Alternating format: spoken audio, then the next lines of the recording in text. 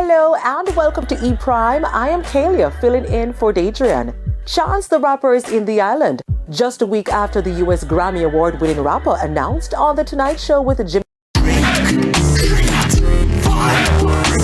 for installment of his Black Star Festival and concert. The rapper was spotted in Kingston, Jamaica, hanging out with dancehall heavyweight Popcorn, visiting Sizzler at a Judgment Yard, and out and about enjoying Kingston. And on new music for the rapper, Chance confirmed earlier this month during an interview on American Morning TV that his upcoming second album, Starline Gallery, is scheduled for release next year. Joe Mercer remembered on his Earth Strong.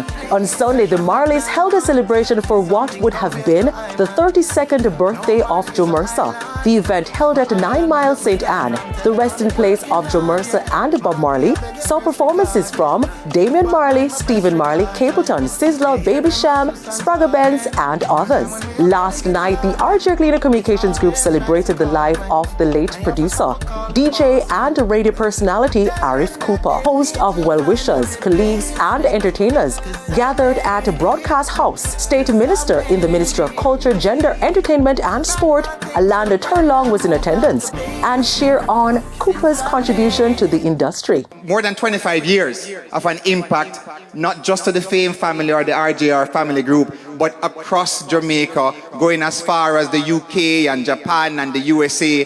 Arif Cooper was a musician, was a disc jockey extraordinaire. As a government, we recognize the value that he added to the creative sector. Cooper passed away on Sunday, March 5th, after collapsing at an event in Kingston. I am Kalia, reporting for E Prime.